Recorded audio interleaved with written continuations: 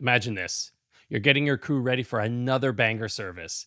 You're expecting a full house. You have a few hours before the customers start crashing the maitre d's post up front. So the cooks are blasting music, prepping, and nervously glancing at the clock now and then. This is that relaxed yet intense do or die time. Because once service hits and the printer goes absolutely manic with chits, there's no time to do your mise en place or to catch up. You sink or swim, champ. Now, speaking of champs, this place, a sports and entertainment complex, isn't your traditional spot. There are several restaurants in the building, and you run one of them. It's the largest and the busiest one of them all. You're feeding hundreds and hundreds before the drop of the puck or the tip of the ball. So time is of the essence. Everything on the menu is designed for speed, but it's still interesting and tasty and fresh and made to order. There's a delicate interplay and balance between quality and quantity. And to make sure that happens, you need to have the right people in the right places on the line. So, as the chef running this restaurant, you're doing whatever it takes to set the team up for success, which can mean everything from jumping in on prep to making sure the equipment works to communicating with the front of house staff to iron out any potential issues before they happen. You're also getting your cardio in, going up and down the many stairs in the bowl of the stadium to get to the base kitchen as needed. You touch base with the pastry and production kitchens alongside the butcher shop. You make sure that your trucks are loaded up correctly with prime ribs and other goodies ready for service. You yuck it up with your fellow sous chefs as time affords. You quickly pop into the other restaurants to see how they're doing, just to say hello, right? Just to be to be nice, a little camaraderie never hurt anyone. You're feeling good. Things are going well. You get back to your own kitchen. Everyone's humming along with their prep. You can feel it in the air. It's going really well. The music is cranked. And note, you have a rule. There's one rule you have. No AC/DC. You hate AC/DC. And the dishwashers are starting to arrive to get their station set up. And you're about to grab a coffee when it happens. 2 security guards show up with 2 policemen in tow. You turn the music off. What do they want? This isn't something that's happened before. You're used to seeing loads of security and cops in the building in general, but never in the kitchen or very rarely in the kitchen. There's a bit of a tense silence as the 4 officers glide towards one section of your large and spacious kitchen. You trail their path. Feels like everything's in slow motion. And then you see them honing in on one of your cooks. And before you can say sweet swirling onion rings, one of your guys has a shiny new pair of bracelets on. You know what I'm saying? He's got his head down, shuffling along with the officers who are now ushering him out of the kitchen.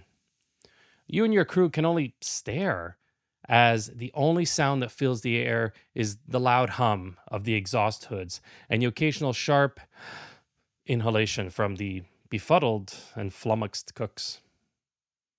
As the incapacitated cook passes by you, he mumbles, "Sorry about this," to you. He's clearly embarrassed, and you feel for him, even though you have no idea what his crime is or what's been going on. You don't say anything back as he moves past the grill section. What could he have possibly done? Why didn't security let you know ahead of time? Perhaps you could have arranged something less embarrassing, less public. Your head swirls with questions. Once the cops, security, and your cook leave, you and your crew kind of just look at each other. Everyone's wearing an expression of shock on their faces, as they should. But you snap out of it and quietly ask them to just get back to work. 1 or 2 of the cooks rush up to you and ask what you know about this, and you shrug and you tell them you know as much as they do. You remind everyone that this incident won't change the fact that soon hundreds will be sitting down and ordering food all at once. Life marches on. And it sounds a bit cold, but there isn't anything that can be done other than just soldier on. You kick back into chef mode, analyze the situation. You're a man out, like in football, aka soccer. You're down to 10 players. but you'll have to do the best that you can. You might be able to convince someone from production to maybe come up and help, but for now you can only jump in and make sure things are just set up for service. You're in survival mode. And the rumor mill is now in full swing with people whispering about, and you even feel a call or two from your fellow sous chefs, which means definitely word has gotten around. But your job is to keep the cooks focused on their tasks and to manage the situation as best you can. Fast forward a few hours, and service hits. As usual, everyone rocks it, despite what happened that afternoon.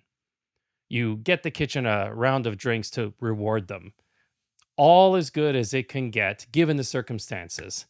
It's been a day, but now I'm going to pull out of this story for just a sec.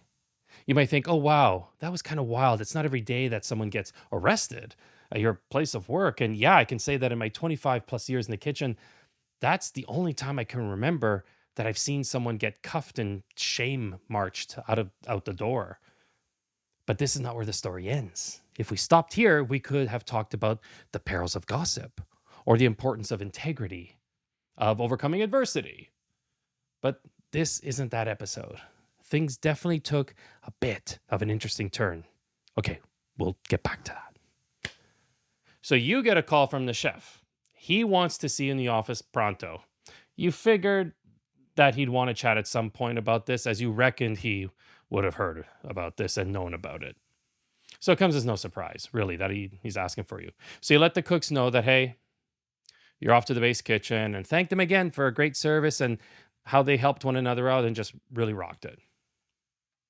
You head back to the base kitchen, passing by hordes of patrons, catching a glimpse maybe of the game. And I mean, you're used to the hustle and bustle of the complex, so it's in full gear with servers and ushers and quick service attendants and other staff rushing back and forth, cutting through the crowds with precision and purpose.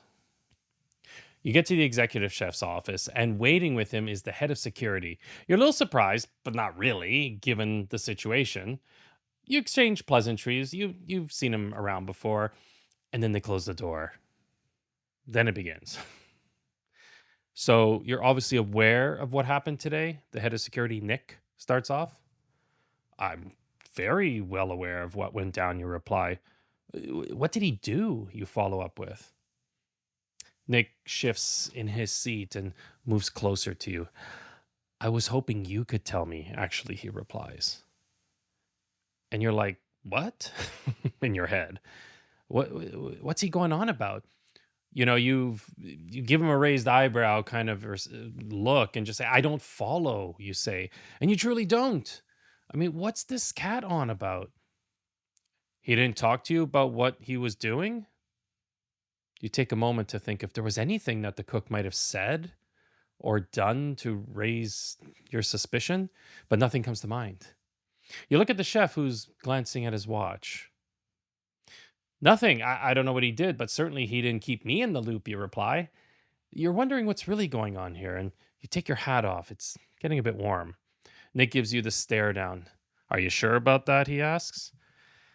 There's another 10-15 minutes of this back and forth until you finally blurt out, okay, Nick, chef, I have no idea what you're talking about. If you have something to say, just spit it out. Nick lets out a sigh and looks at the chef. He then explains that the cook, along with two other Goombas in the building, were not only passing fake bills, they were doing it at work. They were essentially laundering money at their own workplace. It was going on all fine for some time until a bartender finally flagged and reported the funny money. You're shocked. The cook in cuffs was someone that you brought on board. He was a friend of a friend, and he was a great worker and a good leader in training. In fact, this was the second job that you got for him, and he's always gotten great reviews. Generally, he's been a good guy too. At least that's what you thought. And then that's when it clicks for you. They think that because you knew him before he worked there, that you must have been privy to his plans. That somehow you knew of this little, scheme and kept it to yourself. Nick grills you a little bit longer until he finally sees that you're telling the truth. So he really didn't say anything to you? Huh. He pauses. Then he says, I guess that's a good thing then, as he sits back in his seat. The notebook that he's been scribbling on all this time now rests in his lap, his pen hanging loosely in his right hand. He tells you that in many of these kinds of cases, the manager often has an idea of what's going on. You know, people at the bar maybe getting, loosening up their tongues and spilling the beans on things or just chatting in general. And, you're still a bit shocked that Nick would think that you had anything to do with it. But you tell yourself, he's just doing his job. The chef, in the meantime, hasn't said much, if anything, during this time, playing neutral, getting all Switzerland on your ass, right? So after the bad cop, quiet cop routine is over, which has taken about 30 minutes of your time, you don your hat back on and head upstairs to the restaurant. Nick stays behind with the chef, and you start thinking about replacing the cook. You have all these thoughts going on in your head. Now you feel bad for the cook, but also, he did screw up big. And like those counterfeit bills, you feel a bit dirty, being under suspicion and all that. You try not to let it bother you, but you're lying to yourself if you say that it wasn't. And so you turn your attention to the beers you're going to have soon to shake the day off of you. You'll have a good story to tell the other sous chefs, your friends, and maybe one day on a podcast. But for now, it's beer time.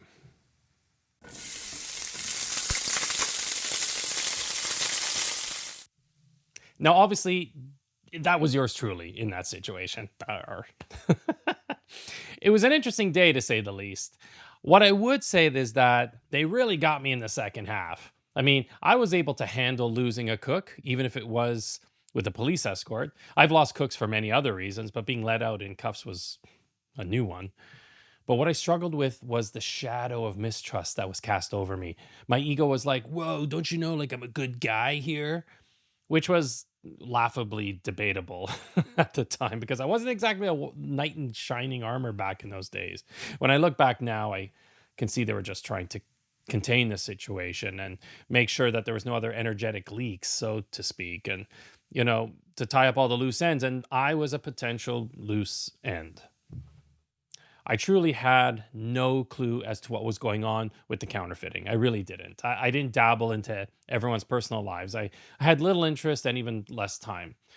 Sure, I did get to know some people more than others, but when it came to criminal capers, I was in the dark. The only capers I was privy to were the pickled ones, right?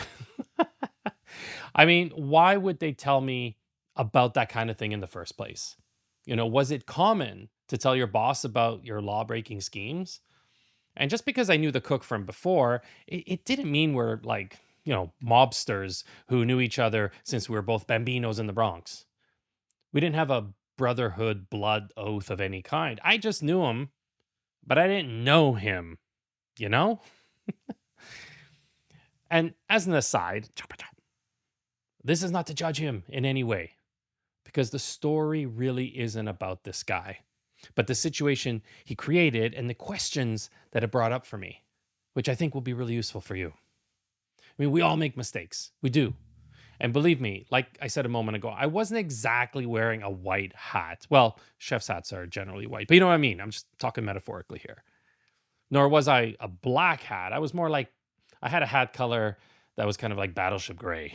The color that you get when you overcook green beans, just that gray. When I saw my guy going out, I felt bad for him again. But I also knew that it was his own making. Lessons come to us in different ways and guises. Some of us have more difficult lessons to learn. Some carry heavier consequences. And I know this from experience. Let's just say I know what the sweet kiss of cuffs feel like. We all have our paths up the mountain. So again, this is not at all about judging this guy. So what is it all about then? It comes back to what Nick, the head of security, said about it being a good thing that I didn't know about the criminal activity. Because it begs the question, how close should a manager be to their staff? I had a post on TikTok talking about this a couple months ago, which went viral. And in that post, my position was that I thought that as a leader, you shouldn't be friends with your charges. Now, the people who saw the post, about 75% of them agreed with me. But there was a staunch one quarter of the people who called me all sorts of lovely names and who vehemently disagreed. You're wrong. So let's talk about this. Should you be friends with your staff? Where are the lines drawn? What are the drawbacks of being tight with your direct reports? We're going to cover this all on this episode of Seared. So let's hit the grill with this one, guys.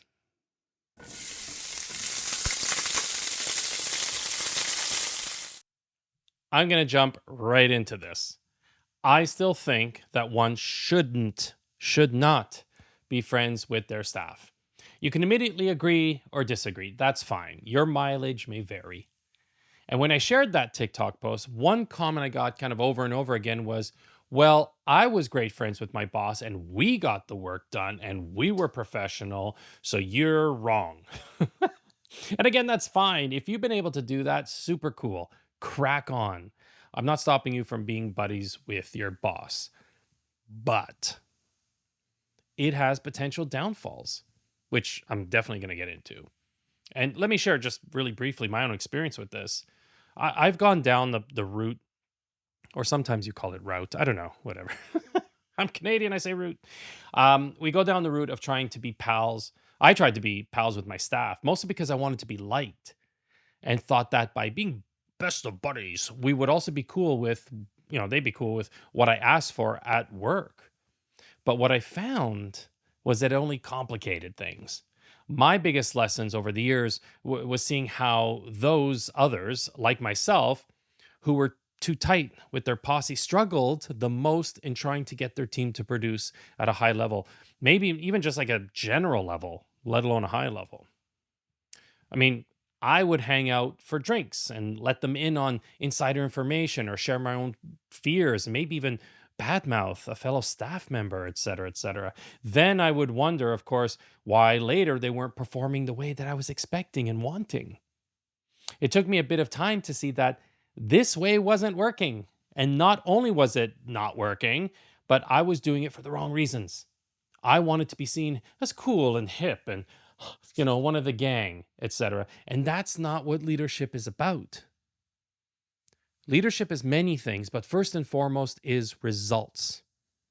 You aren't always going to get the results you want when you're blurring lines in your workplace.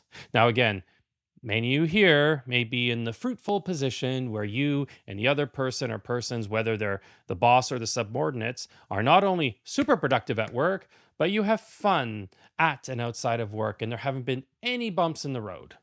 But hear me out. Please hear me out. Perhaps nothing has gone wrong yet.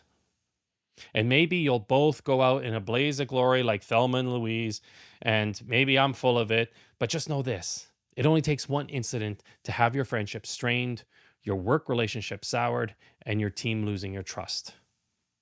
And speaking of trust, if you want to learn more about that, then check out the link above here or in the episode notes to watch the episode on trust.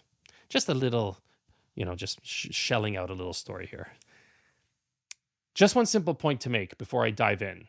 There's a difference between being friendly with your staff and being friends. So when I talk about not being friends with your staff, I'm not saying be a total biggest dickus. You don't have to be a robot or some unfeeling jerk. You can be the kind and wonderful and considerate, empathetic, and helpful leader that you are, but you also keep a boundary around your friendship. And maybe your definition of friendship is different than mine, but for me, friendship with staff is where you are much more emotionally involved. And I'm talking platonically, where you're more emotionally intimate, where you have a certain kind of bond, where you're there for one another, where you talk and you share openly, you support one another, and there's mutual respect. And you also enjoy each other's company. To me, that's like what friendship is all about. So while there may be aspects of that in small and or appropriate measures, diving head into a friendship when one of you is the boss and the other the subordinate can be fraught with challenges. Anyway, enough blah, blah, blah. Here, here are 6 reasons, why I think it's not a good idea to be friends with your direct reports. 1, perception of favoritism. First and foremost, you may say, listen, Paul, no one even knows that Suzanne and I are pals. Oh, yeah, people do. People will always know. People will always find out. Don't try to pretend that you're clever or others won't figure it out. They will. They'll see it. They'll just energetically, they'll figure it out. They'll sense it. So now that we've got that out of the way, that clear that, it's not a secret.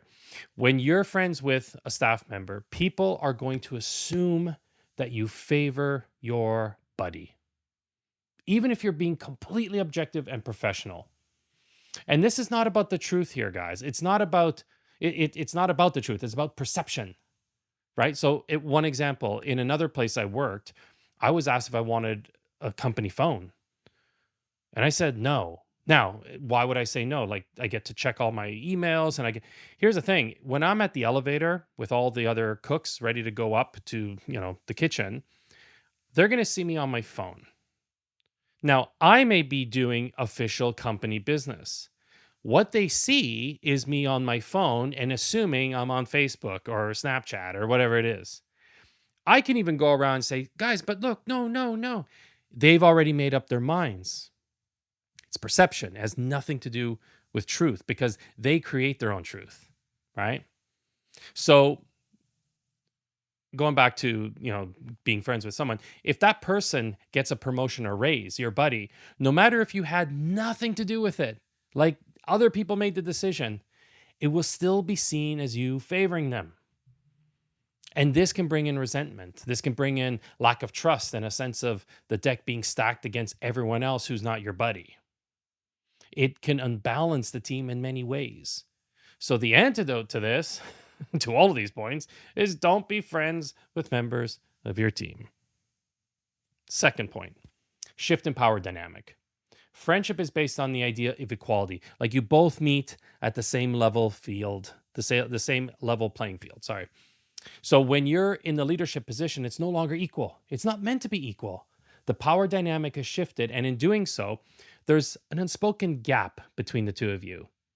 Even outside of work, there may be the idea that the boss is still the boss in some ways, and that can influence the friendship.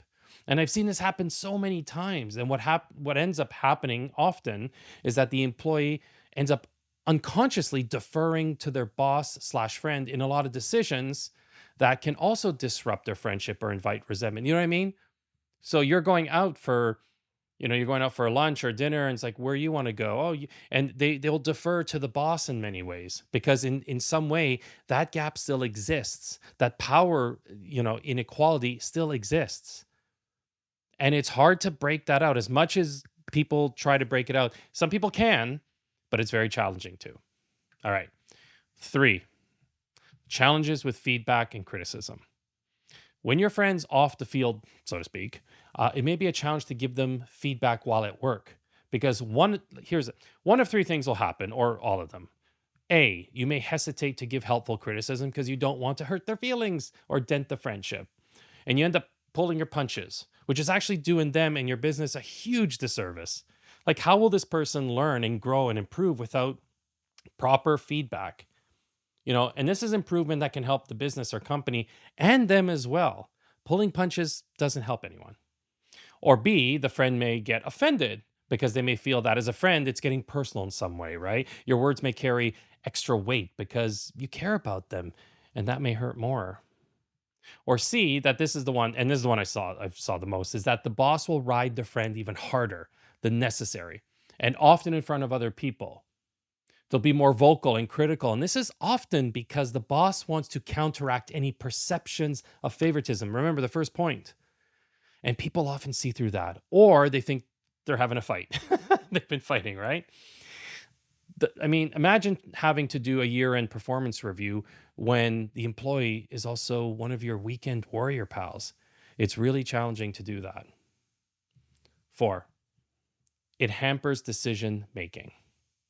What happens when you have to cut shifts or move people around, or worse, fire staff? What if your friend is the one that's being considered for reassignment or getting a reduction in their budget for their project? Can you make a decision without any personal or emotional bias? What if it's a promotion or raise? And if you try to protect or help your friend, you can suffer the consequences at work. People may accuse you, again, favoritism, or your own bosses may question your abilities to make objective decisions. And if you do what's best for the business, the company, your friendship could be in peril or at least strained. Either way, it sucks to be in the middle. It's not ideal for either of you.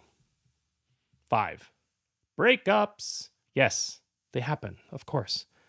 If your friendship goes south for some reason and you're both still working together, that's going to make things very challenging. Awkward. Especially if you were, in a friendship with someone who takes breakups poorly and who may be the type to punish their ex friends. You know that type? I think we all know at least one type.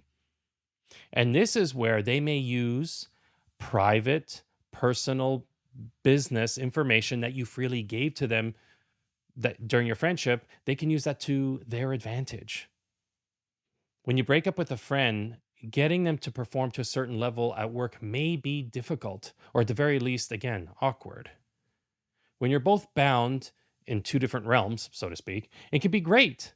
You get to see each other more often, when you're pals, for example. But when things turn sour, you're still, again, seeing more of each other. People don't go into friendships expecting them to crumble, of course. But this is definitely one of the most challenging after effects of being friends with your boss. And again, I've seen this happen. It's awkward, intense for everyone. Okay, lastly, 6, altered expectations. No matter how hard you try to stay in your lanes, there's going to be some bleed over. The boss in the friendship may ask for a quick favor. Perhaps it's helping with something that isn't part of the friend's job description or skill set. Or the employee friend may ask for a day off for perhaps, one that perhaps others may not normally get, or is, okay, I'm just going to slip in like an hour late to like, because there's this idea of like, hey, this is what friends do for one another. And that idea may creep in even without malicious intentions. The emotional connection can alter workplace expectations, even if they first seem innocent and small. It's a slippery slope and, again, is rarely equal. Now, I haven't even mentioned things like social media. Like, you may not want your face splashed all over Instagram or Facebook or whatever, showing you on a camping trip with your friend slash direct report, or at a bar, or hanging out in some other way. Again, it's perception. And in some places, that may be frowned upon. Now, does this mean you can never talk to your staff outside of work or in any friendly social way? Of course not. You may decide to maybe go out for a drink with them now and then, but perhaps consider leaving after the first one before, any chance of shenanigans starts. Of course, it's wonderful to get to know your staff. You're humans after all, and you can create a fun, inclusive, innovative workplace without having to overshare stories and your feelings. You don't have to personally try to win everyone over to be a great leader. Again, remember that leadership is about results. It's not winning a popularity contest. And I can attest to that. I tried to win that popularity contest and I lost on all fronts. And one last point here.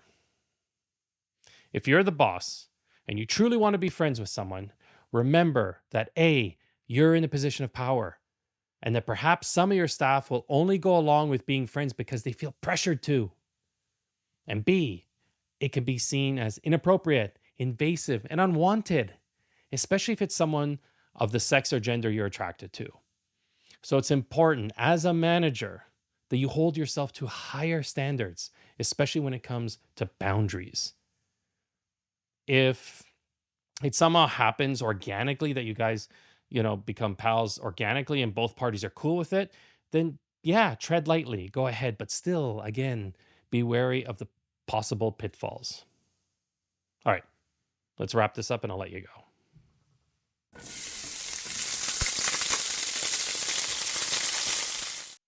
What we've been talking about so far has been strictly platonic friendships. And from the point of view as of you being the leader. I'm not talking about coworkers being buddies. That's a bit different. Now, if you're the subordinate in these situations, it's very similar, but maybe the consequences might be a little bit different, but very similar. And of course, when it comes to romantic relationships, ooh, it's a whole different ball of wax. HR departments generally don't look favorably upon direct reports and managers dating. You know, what is more doable or acceptable is when the manager's from a different department and from the team member. Again, this is if they're dating. If this is about being friends, I mean, listen, if you're an IT manager and you're pals with a guy that works in maintenance, I mean, really, there's no issue. There's that, um, but again, be careful because even if you're in different departments and things go south, you're still kind of in the same building, especially if it's a romantic thing. Or, and I've seen this happen when you're in different departments, but the manager gets moved. Usually it's the manager, and all of a sudden you're in the same space. So, things can get a bit dicey there. Again, not always, but possible.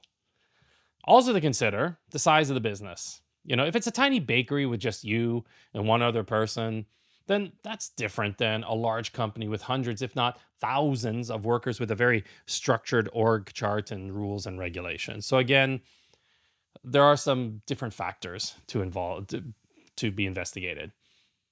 Now, what if you really just what if there's that person you just so badly want to hang out with and they're in your department? You both want to be pals.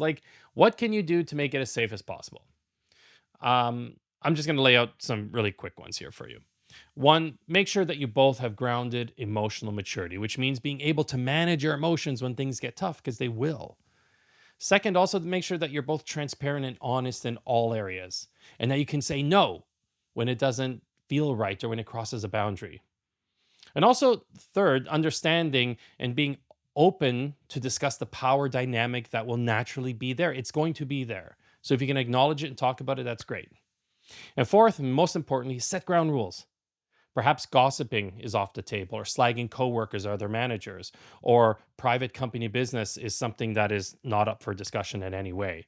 Set those ground rules, and that can really help to create this safe container, so to speak, for you guys. And if you can manage all this from both parties, then yes, maybe you can be buddies and it won't affect either of you in any way. You can be the Cheech to their Chong, their Tina Fey to your Amy Poehler, your Turner to your Hooch. Okay, you're not a dog. That was a terrible example. Anyway, you know, all kidding aside, I mean, I'm glad that while I was close to that cook, the cuffed cook in some ways, I wasn't close to him in many other ways. And I'm not sure how many, if any, people in his circles he talked about his extracurricular counterfeit cash activities. But I definitely was not in his inner circle where he may have felt safe to tell me. I mean, as I think about this, I just imagine if he had told me. That would have put me in such a compromising and delicate position and put me and possibly the company in dire straits.